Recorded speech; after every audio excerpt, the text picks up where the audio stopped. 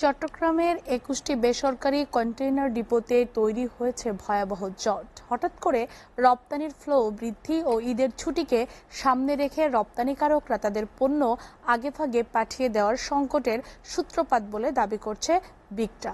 আর বিজিবিএম এর দাবি, শিপিং লাইনের সঙ্গে বিগটার সমন্বয় না থাকায় বাধাগ্রস্ত হচ্ছে রপ্তানি কার্যক্রম।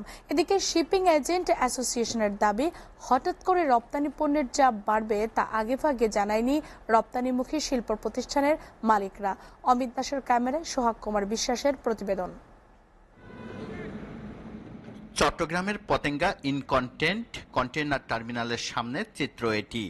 বিমানবন্দর সংলগ্ন ৫ লেনের সড়কটির ৩টি লেনেই দাঁড়িয়ে আছে রপ্তানি পণ্য ভর্তি শত শত ট্রাক। কোনোটি এসেছে ৫ দিন আগে, কোনোটি ৩ দিন। ভেতরে জায়গা বা খালি কন্টেইনার না থাকায় পণ্য নামাতে পারছে না ডিপো কর্তৃপক্ষ।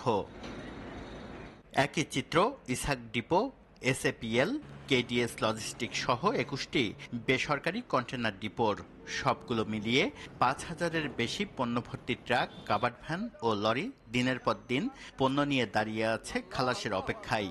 ভিতরে গেলে তারা বলে যে মাল নামার জায়গা নাই, আর সেনাফরা বলে যে কাস্টমার জন্য মাল নামাইতে পারতেছি না।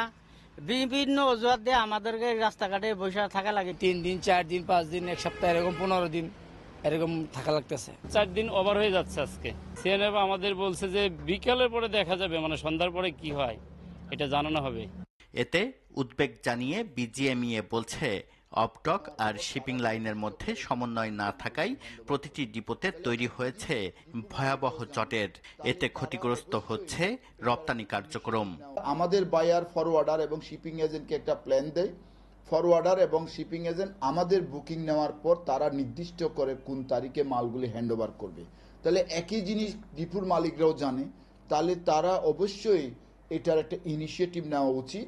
তারা কিভাবে দ্রুততার সহিত এই মালামালগুলি তাদের ডিপোতে আনলোড করবে, সেটা তাদের সক্ষমতার কম বলে আমি মনে করি। আর অপটক কর্তৃপক্ষ বলছে, হঠাৎ করে প্রায় ৩৩% বেড়েছে রপ্তানি ভলিউম। বিষয়টি আগেভাগে সংশ্লিষ্টদের না জানানোই তৈরি হয়েছে জটিলতা। এর সঙ্গে যোগ হয়েছে ঈদের লম্বা ছুটির বাড়তি চাপ। যেখানে প্রতিদিন আমরা ৩২০০ থেকে ৩৩০০ রপ্তানি পণ্যবাহী ট্রাক বা কাভার্ড ভ্যান রিসিভ করতাম, সেখানে সেই সংখ্যা প্রায় ৪৫০০-৪৬০০-তে গিয়ে দাঁড়িয়েছে। অন্যদিকে চট্টগ্রাম বন্দর থেকে কন্টেনারবাহী যে জাহাজগুলো, তার সংখ্যা কিন্তু বাড়েনি। সুতরাং স্বাভাবিকভাবেই রপ্তানি পণ্যবাহী জাহাজের সংখ্যা না বাড়াতে এই ট্রাকগুলোর বেসরকারি অফডকগুলোতে ওয়েটিং টাইম বেড়ে গেছে। শিপিং এজেন্ট অ্যাসোসিয়েশন বলছে, প্রতি বছর ঈদের আগে কিছুটা জট তৈরি হয়, কিন্তু এবার রপ্তানি বাড়ায় জটিলতা বেড়েছে। বিষয়টি আগে জানা থাকলে ট্রান্সশিপমেন্ট পোর্টগুলোতে জাহাজের সংখ্যা বাড়িয়ে পরিস্থিতি নিয়ন্ত্রণে রাখা যেত, কিন্তু এই মুহূর্তে কিছুই করার নেই। আমাদের বন্দরের কিন্তু সীমাবদ্ধতা আছে, তো সব মিলিয়ে আমাদের আসলে এগুলোকে সামাল দিতে আমাদের একটু হিমশিম খেতে হচ্ছে। আমরা বিভিন্ন শিপিং লাইন, বিশেষ করে মাদার ভেসেল যারা পরিচালনা করেন, তাদের সাথেও কিন্তু আমরা একটা কথাবার্তা চলছে যে অতিরিক্ত কোনো জাহাজ এখানে প্লেস করে এই সমস্যাগুলো সমাধান করা যায় কিনা। উপসাগরীয় উত্তেজনার কারণে বহুদূর ঘুরে গন্তব্যে যেতে এমনিতেই ২ সপ্তাহের বেশি সময় অতিরিক্ত লাগছে। এর ওপর ডিপোগুলোতে জট তীব্র হলে ক্ষতিগ্রস্ত হবে রপ্তানিমুখী শিল্প, এমনটাই বলছেন সংশ্লিষ্টরা।